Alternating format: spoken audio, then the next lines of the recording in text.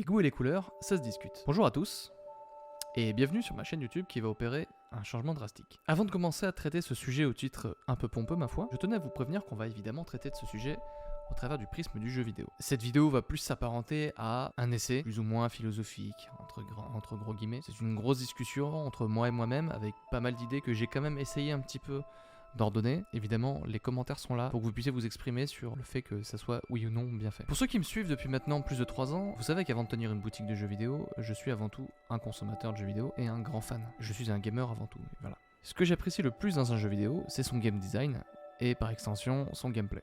Donc en fait, ce que j'apprécie le plus dans un jeu vidéo, c'est ce qui en fait un jeu vidéo. Aujourd'hui considéré comme un art à part entière, certains de ces jeux sont des chefs-d'œuvre, sont élevés en tout cas au rang de chef-d'œuvre. Évidemment, certains d'entre eux m'ont marqué. Comme je l'ai dit dans le titre de cette vidéo, aujourd'hui je vais essayer de vous convaincre que si les goûts et les couleurs se discutent, que ce vieil adage à mes yeux n'a pas lieu d'être, il ne devrait pas être utilisé autant qu'il l'est. Mais les goûts et les couleurs se discutent pas seulement pour les jeux vidéo, mais bien évidemment pour toutes sortes de choses. J'espère que cette vidéo vous aidera à argumenter dans votre vie de tous les jours pour n'importe quelle critique de forme d'art. Évidemment, si tant est qu'on possède des clés de compréhension de ces dites formes. On va donc aborder plusieurs points. Je vais essayer de structurer cette vidéo en 3 points primordiaux. Premièrement, qu'est-ce que le bon goût ? Voilà, les goûts et les couleurs, le bon goût, le mauvais goût. Voilà. Secondement, je vais essayer de vous donner une liste plus ou moins exhaustive des caractéristiques vidéoludiques. Donc, qu'est-ce qui caractérise un jeu vidéo par rapport à un film, par rapport à une pièce de théâtre. Et enfin, on essaiera de comprendre ce qu'est un bon jeu à travers des exemples et de pourquoi ce sont des bons jeux. On va pas être exhaustif, on n'est pas là pour faire une liste exhaustive de tous les bons jeux qui sont sortis sur Terre. Parce que déjà ça va nous prendre une grosse après-midi. Je vais donc essayer de définir avec vous ce qui fait un bon jeu avec des exemples choisis par rapport à mon ressenti personnel et qui, j'en suis sûr, vous parleront tous. En tout cas, je vais essayer d'en prendre le plus possible qui parleront à plein de gens. Grâce à cela, on pourra donc déceler des clés de compréhension de ce médium. Donc je les ai décomptées au nombre de 4. J'espère que vous serez d'accord avec le choix que j'ai fait. La question qu'on pourrait se poser, c'est pourquoi est-ce que je suis plus légitime qu'un autre à vous parler de ça ? Je pense qu'à partir du moment où on a un peu exploré le paysage vidéoludique et qu'on est un peu curieux, au final tout le monde peut parler de ce sujet-là en particulier de manière méthodique. Je suis pas plus fort qu'un autre, j'ai peut-être joué à plus de jeux vidéo qu'un autre, ça c'est possible. Bon, je vais quand même vous spoiler 2-3 petits trucs. À l'origine de cette vidéo se trouvent les Video Game Awards de 2022. 3 énormes concurrents étaient en lice pour avoir le titre de jeu vidéo de l'année: Elden Ring, God of War Ragnarok et Horizon Forbidden West. C'est un euphémisme de dire que j'ai été horrifié de voir le nombre de personnes qui ont voté pour Horizon Forbidden West et le nombre de mes clients qui pensaient sincèrement que le jeu avait la moindre chance contre Elden Ring. Donc suite à ça, j'ai pris la décision de me lancer sur YouTube pour faire des analyses vidéoludiques à la manière d'un Monsieur Plouf, d'un Pseudoless ou d'un The Great Review, qui sont 3 youtubeurs que j'apprécie particulièrement, notamment The Great Review qui est devenu mon top 2 ou top 3, peut-être même top 1 de mes youtubeurs analyse jeux vidéo préférés. Et ce sont tous des youtubeurs que j'aime beaucoup mais qui font pas assez de vidéos à mon goût. Si vous connaissez pas, allez checker leur chaîne, c'est fantastique ce qu'ils font. On va donc commencer par essayer de définir le bon goût. Donc, une simple recherche Google nous permettrait de comprendre que le bon goût c'est ce qui est beau, ce qui est raffiné. Voilà, donc ça c'est quand tu tapes bon goût définition dans Google, tu tombes là-dessus. On va essayer de rajouter 2-3 trucs. Moi je dirais que c'est ce qui apporte du réconfort à la personne qui est en face de cette œuvre. À la différence du mauvais goût qui apporte de l'inconfort, au pire du dégoût. Le bon goût nous rassure sur ce que l'on voit. Je vais essayer d'étayer mes propos. Selon moi, le bon goût met tout le monde d'accord. Il est admis que cette chose est belle. Je vais prendre un exemple que tout le monde va comprendre. Absolument personne ne va voir le plafond de la chapelle Sixtine en disant bon, je trouve ça vulgaire, personne au monde ne va faire ça. Chapelle Sixtine, de bon goût. Bon, jusque là, je pense qu'on est d'accord. Est-ce qu'on peut donner des exemples de bons jeux qui font preuve de bon goût, des jeux qui mettent tout le monde d'accord? Je pense qu'il est inutile de rappeler que certains jeux sont targués comme intemporels, comme des chefs-d'œuvre, aujourd'hui en tout cas. Peut-être pas leur sortie, mais aujourd'hui c'est le cas. On va citer en rafale Shadow of the Colossus, Metal Gear Solid, Dark Souls ou encore Super Mario 64. Voilà, donc on va tous remercier Jean-Michel Originalité pour cette prise de risque inconsidérée. Hein, si tu nous entends, mon pote, on pense à toi. Qu'ont tous ces jeux en commun? À mes yeux, ils ont tous apporté quelque chose à leur médium. À l'aide d'un élément de game design, une technologie, une nouvelle façon de voir le jeu vidéo. Donc là, on va essayer de définir ce que sont les premiers facteurs d'un chef-d'œuvre. Je pense que pour entrer dans la catégorie des chefs-d'œuvre, le facteur temporel est à prendre très au sérieux. Metal Gear Solid ou Dark Souls auraient-ils eu le même impact s'ils étaient sortis un an plus tôt ou un an plus tard? C'est une question rhétorique, bien évidemment la réponse est bah j'en sais rien, j'ai pas de machine à voyager dans le temps pour vérifier mes dires, mais vu que c'est ma vidéo, eh ben on n'a qu'à dire que vous avez une confiance aveugle dans ce que je vous raconte. Ce n'est pas la seule chose sur laquelle le temps peut exercer une influence. Et oui, vous ne vous en rendez probablement pas compte parce que votre cerveau fait le travail à votre place, mais le temps fait le tri. Donc là maintenant, je vais vous demander de vous asseoir parce que je vais vous poser une question que je pensais pas poser dans une vidéo qui parle de jeux vidéo. C'est est-ce que vous êtes déjà allé dans une fête de village dont le thème est les années 80? Voilà, donc maintenant remettez-vous de vos émotions. Est-ce que vous avez remarqué comment ce sont les 30 mêmes chansons qui passent en boucle le plus souvent? On a quelques exemples, hein, toute la discographie de Jean-Jacques Goldman, Les Démons de Minuit, Rita Mitsuko, etc. etc. Bien simplement, c'est parce que le temps s'est occupé de couper de la mémoire collective tout ce qui n'était tout simplement pas mémorable. Le temps a coupé le moins bon. C'est pourquoi on se rappelle que de ce qui avait le plus de succès. C'est pourquoi cela implique de jeter 90% de la production musicale de cette époque. Évidemment qu'il y avait bien plus de chansons que tout ce que j'ai cité avant, les années 80, mais on ne se rappelle pas de la majorité d'entre elles. Pour rester dans le thème, vous avez déjà croisé un boomer qui vous a déjà dit « Ouais, mais de toute façon, les jeux vidéo c'était vachement mieux avant ». Bon, spoiler, j'en ai tous les jours au magasin, des comme ça. Alors déjà, toi, je vais te demander de te taire à tout jamais, hein, parce que t'as quand même la mémoire très très courte. Je vais me mettre dans ta peau et je vais essayer de te remémorer ce que toi tu ne te rappelles pas. Oui, moi je me rappelle de l'époque où un jeu sur 3 était tout au plus bon. Les très bons jeux étaient vraiment très rares à cette époque-là. Les deux autres étaient au mieux aux F, au pire totalement à chier, hein, ce qui arrive beaucoup moins aujourd'hui, on va pas se mentir. En 2023, il y a quand même beaucoup moins de jeux vidéo qui sortent dans des états aussi désastreux que pouvaient sortir des Dragon Slayer sur NES à l'époque. Même là, en plus de ça, j'ai pris un exemple d'un jeu particulièrement difficile, même pas qu'il était raté, c'est qu'il était complètement impossible. Ça, je me souviens aussi de l'époque où les jeux étaient tellement débilement compliqués qu'il était simplement impossible pour un enfant normalement constitué de pouvoir le terminer. Et quand je parle d'enfant normalement constitué, je parle d'un tronc avec 2 jambes, 2 bras et un cerveau qui fonctionne à peu près correctement. On va donc mettre de côté les Saiyans, sans quoi Ghouls and Ghosts serait probablement un jeu finissable, ou tout de moins un jeu avec une difficulté tout à fait raisonnable. Dark Souls, oui, encore lui, et croyez-moi, on n'a pas fini d'en entendre parler. Dark Souls est arrivé à une époque où les joueurs commençaient à se lasser des jeux à la durée de vie trop courte. À cette époque-là, il était absolument pas rare de tomber sur un jeu, le dernier Call of Duty sorti par exemple, et de se dire « Ouais, trop bien, je l'ai fini en à peine 5 heures ». Bon, pour moi, la plus grande difficulté de ces jeux-là, c'était vraiment d'appuyer sur Home sur ma manette et de couper ce massacre. Il a, par son arrivée, totalement chamboulé l'industrie vidéoludique en rassurant les joueurs et les éditeurs sur le fait qu'on peut proposer des jeux vidéo avec une difficulté un peu plus corsée que la moyenne, ce qui n'était pas bien difficile, parce qu'en fait personne ne va en mourir. Bon, toi dans le jeu tu vas mourir plusieurs fois, ça ne fait de mal à personne. Les enfants qui ont grandi dans les années 80-90 ne sont pas morts à cause de la difficulté. Il a aussi réussi à implémenter une nouvelle façon de dérouler son scénario, beaucoup plus cryptique et beaucoup moins convenu. La sauce a pris pour moi et pour des millions d'autres giga de chad. C'est évidemment, le scénario n'est pas exceptionnel de par son originalité, mais de par sa façon d'être raconté, et surtout la façon qu'il a de créer un lore et une mythologie vraisemblable qui se continue dans 2 autres jeux. C'est ce qui fait à mes yeux de Dark Souls un jeu exceptionnel, et selon le Golden Joystick Award en 2022, meilleur jeu de tous les temps. C'est pas moi qui l'ai dit. On va essayer de citer plein d'autres jeux, hein. Comme ça, par exemple God of War 2018. Lui, il est arrivé à une période où tout le monde s'en foutait plus ou moins de God of War. Il me semble qu'à cette époque-là, le dernier qui était sorti, c'était Ascension, qui avait dû sortir en 2010. Donc ça faisait presque 10 ans qu'on n'avait pas entendu parler de God of War. Et il est arrivé avec un nouveau gameplay, tout nouveau, tout beau. Et surtout, une façon de jouer inédite. Le jeu en plan séquence. Et ça, pour l'époque, c'était exceptionnel. Dire que ça tournait sur une PS4 fat, je sais pas par quelle magie vaudou ils ont réussi à mettre ça dans une PS4, en tout cas, c'est exceptionnel. Du coup, grâce à ça, il a gagné le titre de jeu de l'année 2018 et selon moi, c'était un titre qui était parfaitement mérité. D'aucuns diraient que la beauté est subjective, moi je dirais qu'elle est relative. En effet, si les écoles d'art apprennent aux esthètes à différencier le laid du beau, c'est pour apprendre en créant, pour ensuite réinventer. Je vais vous donner un exemple personnel parce que peut-être que ça va pas parler à tout le monde. Dans mon ancien groupe de musique, j'avais un guitariste qui voulait apprendre à chanter. Grand bien lui fasse, me direz-vous, mais parce qu'il a forcément un mais, il voulait chanter comme Robert Plant. Donc son projet, c'était pas d'apprendre à chanter, mais c'était de chanter du Led Zeppelin. Le seul hic, c'est que ce bon Bob, c'est un tueur en chant. Et que avant d'apprendre à brailler comme le gazier, ça serait quand même pas mal de savoir chanter tout court. Donc avant de pouvoir maîtriser quelque chose, il faut déjà l'apprendre. Il y a une différence entre apprentissage et maîtrise. Une fois que l'apprentissage est terminé, à ce moment-là, tu peux te permettre, une fois que tu as des bases solides, parfaitement maîtrisées, à ce moment-là, tu peux te permettre de distordre les règles pour en faire quelque chose d'innovant. Mais tu ne peux pas essayer de distordre les règles avant, tu vas juste passer pour un blaireau, pour quelqu'un qui ne sait rien faire. C'est malheureusement le cas pour beaucoup d'artistes contemporains qui se disent non mais nous on est tellement déstructurés. Non, parce que tu ne sais pas faire en fait, tu ne sais pas chanter, c'est tout. On va mettre une fin à cette parenthèse musicale pour aborder un autre sujet qui me parle un petit peu aussi dans ce genre-là. Ce sont les artistes peintres, et notamment 2 qui pour moi ont une influence particulière. C'est Giger, donc le Suisse, et je suis désolé pour son nom que je vais probablement écorcher, Zdzislaw Beksiński. Donc lui, il est polonais. Eux deux, on pourrait penser au premier abord que quand on n'est pas du tout dans le game de la peinture, on peut voir leurs œuvres et se dire waouh, c'est quand même super chelou. Moi, je trouve ça dégueulasse. Après, c'est vrai que quand vous êtes quelqu'un comme moi, par exemple, et qui aime bien tout ce qui a trait à l'horreur et au surnaturel, on a 2 gaziers qui pondent masterclass sur masterclass. Je vais vous inviter fortement à aller voir la chaîne de Alt236, qui est un youtubeur français, et qui leur a accordé une vidéo chacun. Voilà, donc rien que ça, et il le fera beaucoup mieux que moi. D'ailleurs, le monsieur fait de la musique absolument incroyable. Donc maintenant qu'on a défini le bon goût avec pas mal de panache, on se l'accordera.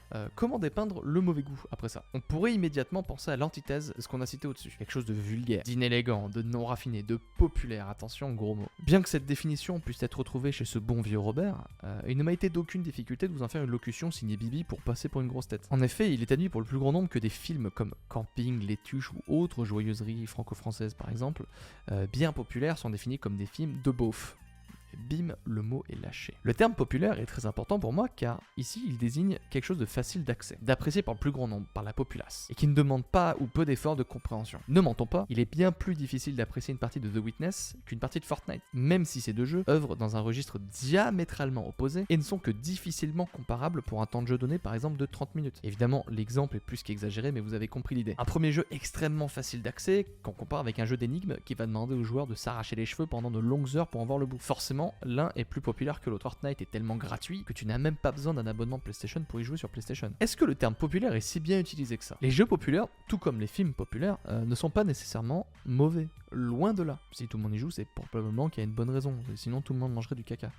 Commence à saisir l'idée. Ce ne sont même pas forcément des jeux de mauvais goût, ni même des jeux de beauf. Le souci étant qu'un jeu est souvent comparé à ce que représente sa communauté. On va prendre un exemple, encore une fois, cette vidéo va être bourrée d'exemples, je vous préviens.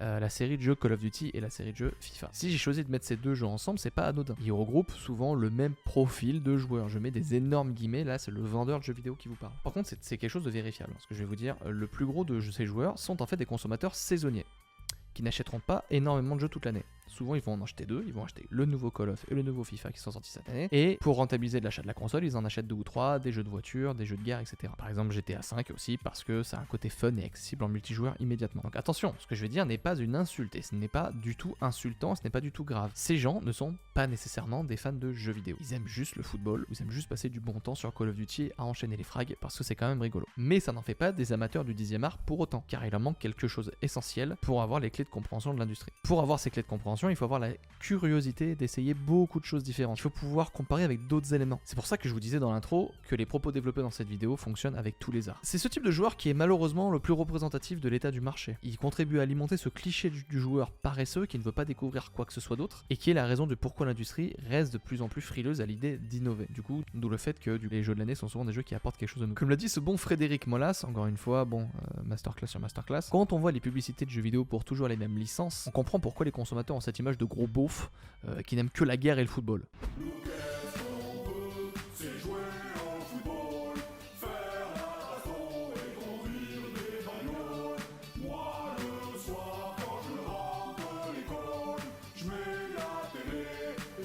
Cette première grosse partie étant terminée, comme je vous ai dit, c'est un essai, c'est une première fois, donc on discute, c'est possible que le rythme soit un petit peu lent. On va maintenant essayer de lister les clés de compréhension du médium, et ça pour moi c'est quelque chose d'essentiel pour comprendre comment qu'on fait un bon jeu. On va regrouper ces 4 caractéristiques comme le faisait jeuxvideo.com à l'époque. Sauf que eux, ils en mettaient 5, je vais vous expliquer. Bon, j'ai envie de les trier comme ceci. Le gameplay / la maniabilité, les graphismes / la direction artistique, la bande son / la musique, et le scénario / la narration. Et jeuxvideo.com, eux, ils rajoutaient la durée de vie. Mais pour moi, la durée n'est pas une bonne indication pour l'achat d'un jeu. Quand l'année dernière, ce jeu de zombies dont j'ai oublié le nom nous a annoncé à la manière d'internet de 2012, hey, le jeu va avoir plus de 150 heures de gameplay, et ben c'est bien, mais moi je préfère un jeu qui dure 3 heures où je m'amuse qu'un jeu qui dure 150 heures où je m'emmerde. Donc, avec ces 4 éléments, je pense qu'on va réussir à définir ce que c'est un bon jeu. Et là, on va les lister comme ceci.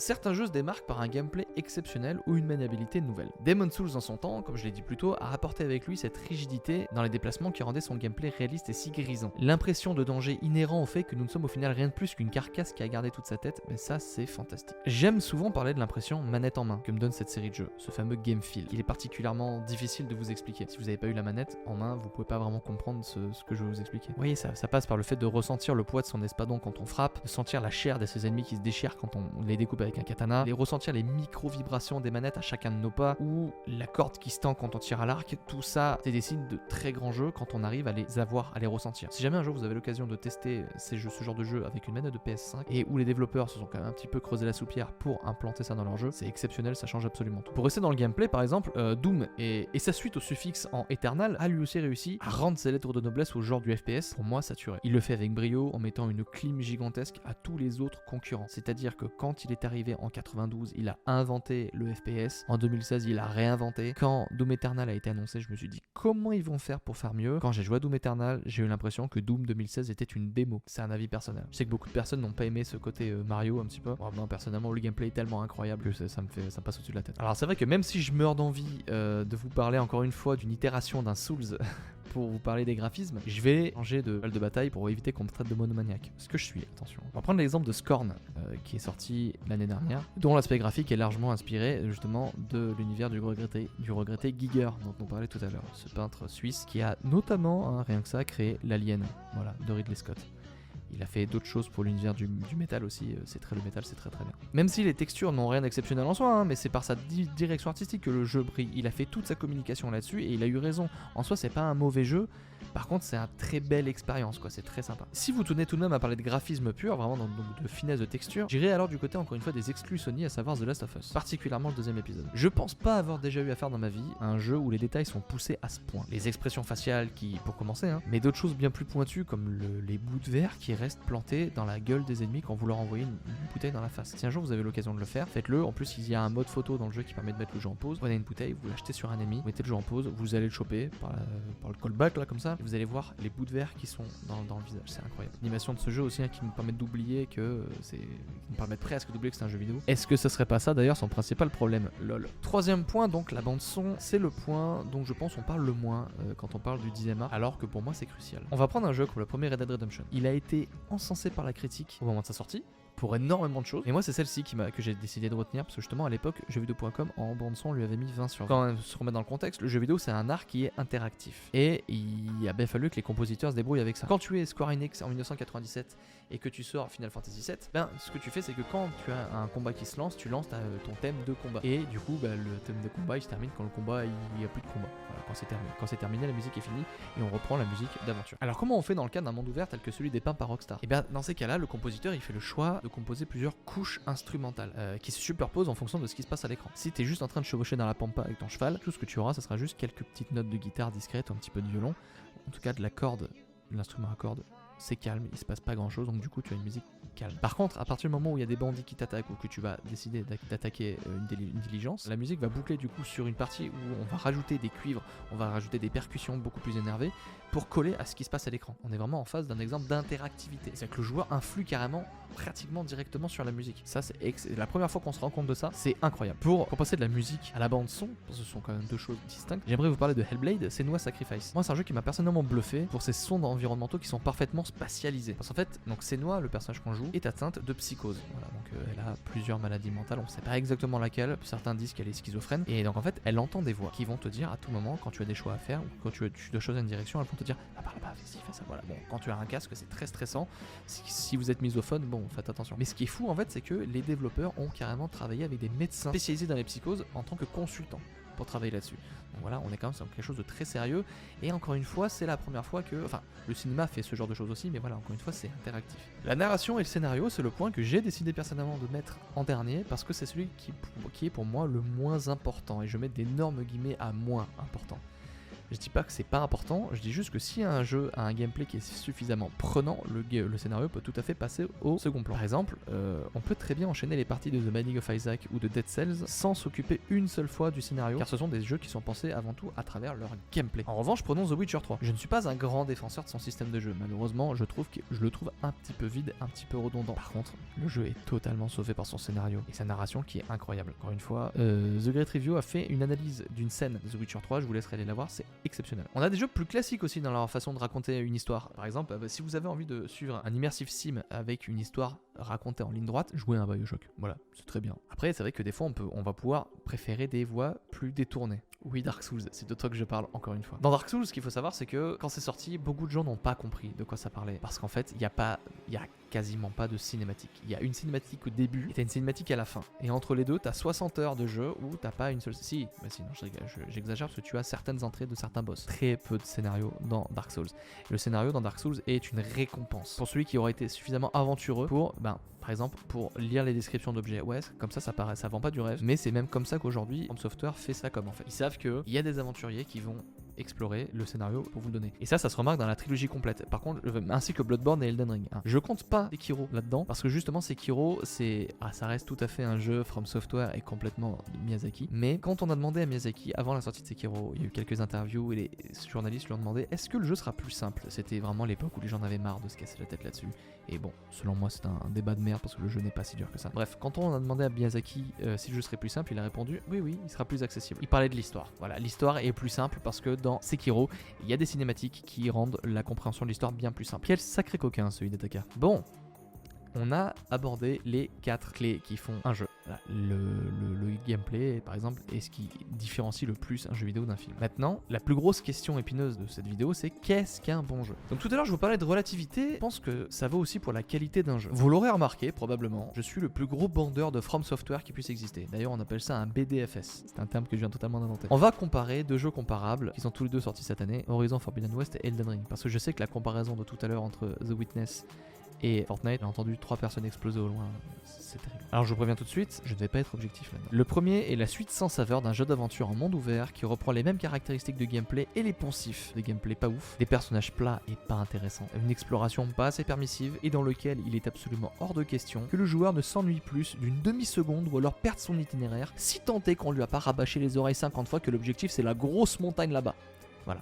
Quand je parle d'exploration pas assez permissive, c'est que pour explorer, il faut que tu t'attaches à ces petites accroches blanches ou que tu balances ton rocher sur les grosses accroches jaunes fluo. Voilà. L'autre, donc Elden Ring, quant à lui, est l'héritier du plus grand jeu de tous les temps à la sauce Breath of the Wild. Reprenons tout ce qui fait le sel de ces 2 jeux. Un gameplay souple et exigeant, une grande possibilité de build. Tout à l'heure, j'ai dit que c'était un gameplay qui était rigide pour Demon's Souls, mais effectivement, c'est rigide parce que tu joues un mec avec une armure, mais c'est souple parce que tu peux jouer de la façon dont tu le veux et toutes les façons de jouer sont bonnes. Prends-en de la graine Nioh, hein. Voilà. Une exploration toujours récompensée et une DA fantastique et des musiques à couper le souffle. Donc pour moi, que des éléments de du Best of Plus. On rajoute à ça une histoire en toile de fond mystique et complexe qui demandera encore une fois de l'assiduité et de l'implication aux joueurs pour celui qui veut comprendre les différents enjeux. Il m'a fallu 150 heures pour comprendre que le mec qui a sur la jaquette du jeu, lui là, pour comprendre que ce mec là, en fait, il était à notre place avant. Que dans le jeu, il a une quête complètement mineure, que tu le vois, tu sais pas qui c'est, et qu'en fait, quand tu creuses un petit peu son lore, tu te rends compte que ce mec là aurait pu être le personnage principal du jeu. Il ne l'a pas fait. Enfin, ça n'a pas été le cas. Alors pourquoi que Elden Ring c'est bien et que Horizon c'est pas bien? Voilà. Donc ça c'est une question, ma foi, que j'ai vu bien trop souvent tourner sur les internets ces derniers mois. Les gens qui se plaignent que Elden Ring c'est trop difficile, il mérite pas son titre de jeu de l'année, que moi je me suis vachement plus amusé sur Horizon machin. Et je vais vous donner mon avis. Selon moi, Elden Ring réussit là où Horizon échoue, tout simplement à être un grand jeu. Alors oui, dit comme ça c'est facile, mais en fait les différences sont flagrantes. Pour ça, on va se poser la question suivante, c'est quoi un jeu vidéo? Un jeu vidéo, c'est très souvent aller d'un point A à un point B, affronter des trucs et remplir des quêtes pour gagner de l'XP en suivant un chemin ou non tracé par les devs. D'ailleurs, ces devs peuvent souvent se servir d'éléments de game design ou de level design pour indiquer la marche à suivre et il y a plusieurs solutions à ça. Lors de votre première heure de jeu sur Elden Ring, vous allez probablement vous faire exploser la gueule par le boss du tuto, hein, c'est fait exprès en général. Encore une fois, si vous réussissez, il y a une grosse récompense à la clé, donc c'est toujours cool d'y arriver. Ensuite, on va emprunter un ascenseur qui va nous mener sur une falaise, qui va nous mener du coup sur le monde ouvert. Déjà, on va se rendre compte de plusieurs choses. Premièrement, on n'a pas de minimap. On a une carte qui s'ouvre, mais on n'a pas de minimap. Mais on n'en a pas besoin. Pourquoi? Parce qu'en fait, en un seul coup d'œil, on voit déjà tout. On voit notre premier objectif, on voit le premier ennemi difficile à abattre, l'objectif à moyen terme, un premier PNJ amical, et surtout l'objectif de fin. Le jeu n'a pas besoin de nous jalonner avec un journal de quête invasif sur le côté de l'écran, une cinématique avec des dialogues en champ contre champ avec des PNJ dont on se branle totalement de savoir pourquoi ils sont là. On a notre premier objectif, c'est le château en haut de cette montagne, car c'est le premier point d'intérêt qui vous saute aux yeux. On n'a pas besoin de nous le dire, on le voit. Évidemment, il passe après l'arbre gigantesque Berserk qui est au milieu de la map, mais on se dit bon, ça a l'air d'être gros et menaçant, c'est peut-être l'objectif de fin. D'ailleurs, l'avantage c'est que ce truc-là, on le voit de tous les endroits de la map. Dans Horizon, la moindre quête est jalonnée par les devs pour que le joueur ne se perde pas. On va dire où aller, comment y aller et quoi faire. C'est pas tant le fait que le joueur doive se débrouiller dans Elden Ring qui en fait un grand jeu. C'est le fait que si on est attentif, le chemin coule de source. On va prendre un poncif qui m'énerve à un point inimaginable, à peu près 14/16 sur l'échelle de l'énervement. Les accroches blanches dont je vous parlais tout à l'heure ou les accroches jaunes. Les accroches blanches, c'est pour te dire là où t'as le droit de sauter et là où t'as pas le droit de sauter. Et c'est dans toutes les super productions de ces 15 dernières années, même dans God of War Ragnarok que j'aime énormément. On n'est pas là pour parler de son backseat. Les accroches jaunes fluo pour te dire où tu peux poser ton grappin. Je sais hein, qu'il faut mettre des indications visuelles, je pense qu'on peut quand même le faire d'une autre façon. D'ailleurs, j'ai été très étonné quand j'ai appris que Shadow of the Tomb Raider permettait d'enlever ses aides environnementales. Je trouve que c'est une excellente chose. La nouvelle série des Tomb Raider est une série dont je me fous totalement parce que j'ai fait le premier jeu et je me suis rarement autant emmerdé en jouant à un jeu. Si je me suis autant emmerdé en jouant à Stray. Voilà, vous saurez comme ça. Et du coup, j'aimerais revenir vite fait sur Breath of the Wild. Tout à l'heure, je vous parlais d'exploration permissive, c'est le cas dans Breath of the Wild. On n'a pas d'accroche blanche ou de point de grappin jaune parce qu'en fait, on peut s'accrocher de partout. C'est ça qui en fait un grand jeu en fait. C'est que le jeu donne aux joueurs un système de jeu. Quand je dis un système de jeu, c'est un jeu vidéo est composé de plusieurs systèmes. Conduire, tenir une arme, sauter, courir, machin, voilà. Donc dans Breath of the Wild, vous avez plusieurs systèmes. Escalader, utiliser la foudre, utiliser des armes, des bombes, utiliser le feu pour faire chauffer quelque chose. Et du coup, les joueurs se sont appropriés ce système de jeu, ce moteur de jeu. On continue encore à découvrir des choses aujourd'hui. Vous vous êtes peut-être rendu compte en jouant à Breath of the Wild que tuer un animal avec une flèche enflammée, ça fait de la viande cuite. C'est cool. Est-ce que vous savez que si vous prenez de la viande crue et que vous la posez sur le sol de la montagne Goron, elle cuit parce que c'est brûlant? Est-ce que vous vous êtes déjà cassé la tête sur des énigmes à base d'électricité qu'il faut relier d'un point à un autre dans Breath of the Wild et que vous n'y arrivez pas? Est-ce que vous vous êtes déjà rendu compte que si vous posez une épée électrique par terre, ça relie les deux points électriques comme une pile? C'est incroyable, c'est exceptionnel. Vous savez que dans Breath of the Wild, quand il pleut et qu'il y a de la foudre, vous allez vous faire tout taper par la foudre si vous avez sur vous de l'équipement en fer. Vous savez que vous avez un petit éclair qui brille au-dessus de votre tête pour vous indiquer quand est-ce que la foudre va taper. Essayez de faire coïncider le moment où la foudre tape avec le moment où vous lancez un boomerang sur un ennemi. Donc il va se faire taper par le boomerang et puis il va se faire taper par l'éclair en même temps. C'est très jouissif à faire. Vous savez comment je me suis rendu compte que Elden Ring était un grand jeu? Bah, comme beaucoup de monde en fait, c'est quand je l'ai arrêté, je me suis dit ok, et maintenant? Et bien en fait, et maintenant, après ça, je me suis dit, bon bah tu sais quoi, je vais essayer de redonner une troisième chance à Assassin's Creed Valhalla. Oui, troisième chance, 2 échecs c'est trop. Hein, mais je suis quelqu'un de généreux, je suis quelqu'un qui pardonne facilement. Donc j'ai donc relancé le concerné après 2-3 heures de téléchargement, puisque bon, je suis un pigeon, comme vous pouvez le voir, qui achète toutes les collecteurs, donc j'ai tous les DLC à télécharger.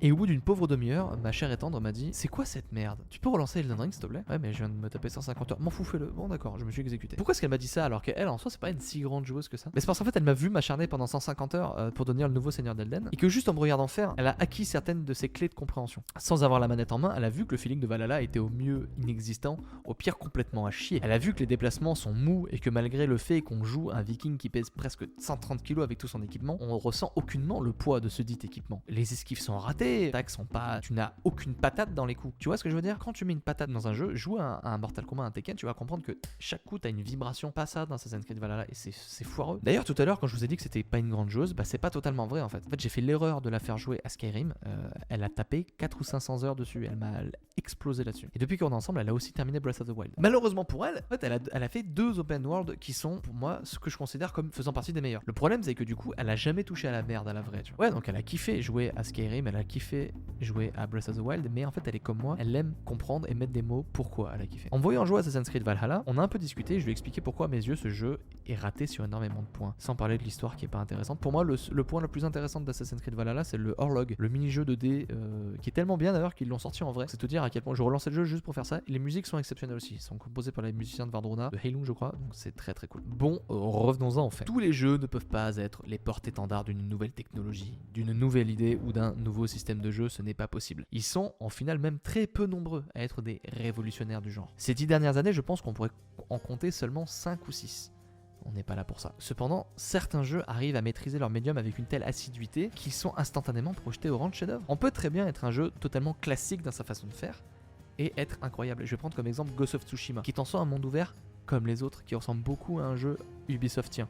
C'est-à-dire avec des camps à nettoyer, des collectibles à ramasser, machin. Mais il n'y a pas tous ces poncifs qui m'énervent. Alors oui, effectivement, il y a les traces blanches pour te dire où c'est que tu peux marcher. Il y a toutes les indications de gameplay pour te dire tu peux accrocher ton grappin ici, machin. Mais par exemple, moi, ce qui m'a convaincu, c'est que tellement des amoureux de l'univers japonais qu'ils se sont dit on va essayer d'épurer notre jeu à fond. Ils savent que techniquement leur jeu n'est pas une bête de course. Par contre, ils ont une très belle direction artistique. Donc du coup, on va virer le HUD au maximum. On va virer cette boussole moche et disgracieuse pour troquer ça contre un élégant flow de vent qui va nous indiquer la marche à suivre. On va rajouter des options sur le pavé tactile qui en général ne servent à rien. On va pouvoir essuyer son épée de manière honorable. On va pouvoir honorer un ennemi qu'on vient de tuer. On va pouvoir jouer de la flûte pour changer la météo. Tout ça, c'est des options qu'ils auraient pu mettre dans un menu contextuel et ils ont décidé d'utiliser la manette pour le faire. C'est une très bonne chose. Du coup, pourquoi tu nous dis que les goûts et les couleurs que ça se discute, alors que tout ce que tu as depuis tout à l'heure, ça se voit, c'est du seum contre Horizon parce qu'il s'est mieux vendu que ton jeu. Alors que moi, j'ai bien aimé d'abord. Alors déjà, petit bougnéfier, tu vas te calmer, hein, tu vas me laisser parler. Évidemment que j'exagère quand je te dis que Horizon est un mauvais jeu. C'est pas si mal que ça. C'est très joli déjà, graphiquement, c'est sublime là-dessus. Je n'ai absolument rien à dire. Les musiques sont bien. Moi, j'ai un gros problème avec le gameplay. Je n'arrive pas à visualiser qu'on puisse vouloir te faire chasser des monstres avec un petit arc, sachant que les monstres vont très très vite. Enfin, honnêtement, je préfère jouer largement à un Monster Hunter. C'est beaucoup plus gratifiant. Il y en a qui ont aimé aimé le gameplay, franchement force à vous. Guerrilla Games c'est quand même pas des manches, ils savent faire des jeux, mais ils savent faire des jeux qui sont trop dans une case pour moi. Le souci en fait c'est qu'il y a bien mieux ailleurs, et que moi je fais partie de la team qui préfère faire la meilleure itération on peut faire, plutôt que de m'embêter à faire une pâle copie. Je n'ai pas voulu faire Phoenix Rising parce que Breath of the Wild est bien mieux. Alors oui effectivement vous allez me dire mais s'il n'y a pas joué comment tu sais? Oui mais vous savez je pense que c'est une bêtise de dire que c'est pas parce qu'on n'a pas joué à un jeu qu'on peut pas savoir ce que ça vaut. Ça se sait, tu vois une vidéo tu le sais. J'avais envie depuis très longtemps de tester Steel Rising parce que je suis à la recherche de Souls-like qui me manquent. Tous les Souls-like que j'ai fait m'ont déçu, Nioh j'ai pas aimé, The Surge j'ai pas aimé, Mortal Shell j'ai trouvé ça super chiant, Lords of the Fallen c'était une catastrophe. Steel Rising je l'ai acheté, je l'ai fini, c'était pas top. Bon il y avait quelque chose qui essayait et au moins il y avait quand même quelque chose manette en main, il y avait quelque chose. Et du coup j'ai pas fait Horizon parce qu'en fait déjà j'avais pas du tout aimé le premier, j'ai jamais réussi à finir le premier parce que je me suis ennuyé. Je n'ai pas fait Abzu parce que c'est littéralement Journey en moins bien et sous l'eau. Bon pourquoi je vais faire Abzu puisque j'ai déjà fait Journey, tu vois ce que je veux dire?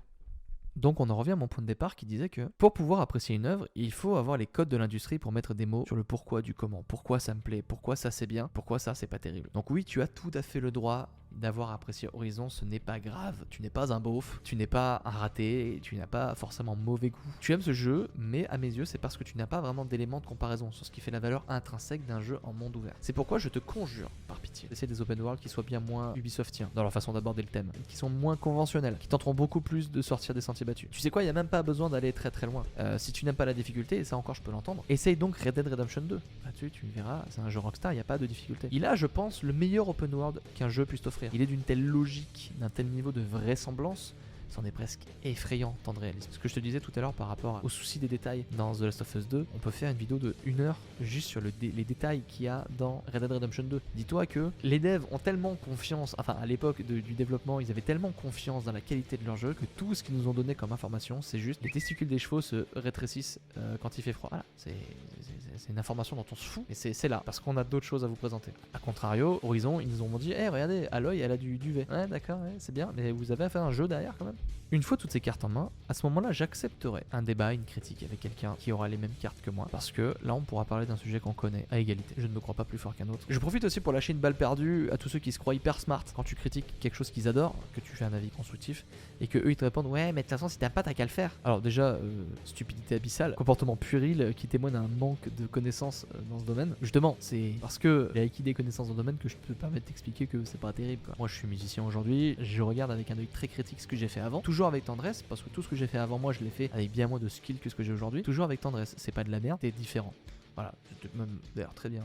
N'oubliez jamais que ce n'est pas parce que ça se vend que c'est bien, il suffit de regarder la gueule du top 50. À l'origine, je voulais appeler cette vidéo Pourquoi Elden Ring mérite le GOTY et pas God of War Ragnarok, parce que honnêtement, j'étais sûr que Horizon gagnerait pas, mais j'avais quand même des gros doutes. On l'a dit plus haut, les grands jeux ce sont ceux qui apportent quelque chose de nouveau à l'industrie. Bien évidemment, il n'y a pas que des grands jeux qui sortent chaque année. Toutes les œuvres ne peuvent pas être à l'origine d'une nouvelle technologie, d'une nouvelle façon de jouer, d'une nouvelle invention narrative. On remarquera que c'est bien souvent ceux qui apportent quelque chose qui remportent le titre chaque année. Un jeu innovant qui a relancé quelque chose dans l'industrie. 2021, qui à mes yeux n'était pas un grand cru du jeu vidéo, on illustrait très bien mes propos. Celui qui a gagné le titre cette année-là, c'est It Takes Two. C'est un jeu qui a gagné le titre alors que ce n'est qu'un jeu multijoueur. Mais justement, ça va plus loin que ça, c'est pas juste un jeu multijoueur, c'est un jeu d'aventure et d'énigmes, de réflexion, de plateforme qui se joue uniquement à 2 joueurs en écran splitté ou par internet. Et tu as compris l'idée. Comme les jeux qu'ils avaient fait avant, Tale of Two Brothers, un truc dans ce genre-là, et A Way Out, le jeu de prison de Michael Scofield. Voilà, c'est ce studio-là a toujours fait ce genre de jeu. Et là, du coup, ils ont vraiment porté la formule à bout de bras. Ils en ont fait quelque chose d'exceptionnel. Tu ne peux pas faire ce jeu tout seul. C'est un jeu que tu dois obligatoirement faire à 2. God of War Ragnarok n'aurait pas pu remporter le titre de jeu de l'année et à mes yeux n'aurait même pas dû être nommé. Parce qu'en fait, ce n'est pas un jeu, ce n'est pas une suite, c'est un DLC. C'est un très gros DLC, c'est un très bon DLC de 60 heures, mais c'est ce que c'est. C'est un DLC et j'en suis navré. Ça d'ailleurs, honnêtement, je vous le dis, à partir du moment où God of War Ragnarok a été annoncé, depuis le début, j'ai dit, les gars, ça sera un DLC, ça sera pas une grosse suite. Et là, tout le monde m'a traité de nazi, machin. Bon, je vous emmerde, hein. J'avais raison,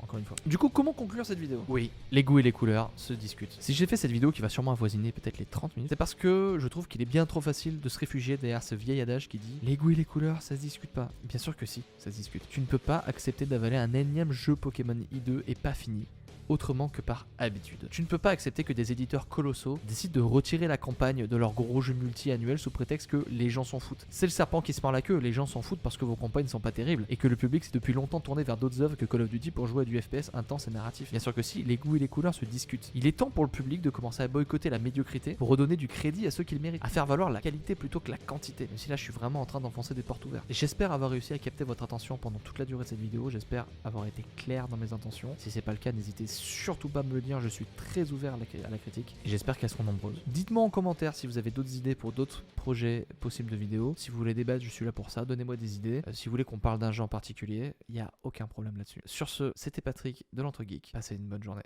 Ciao.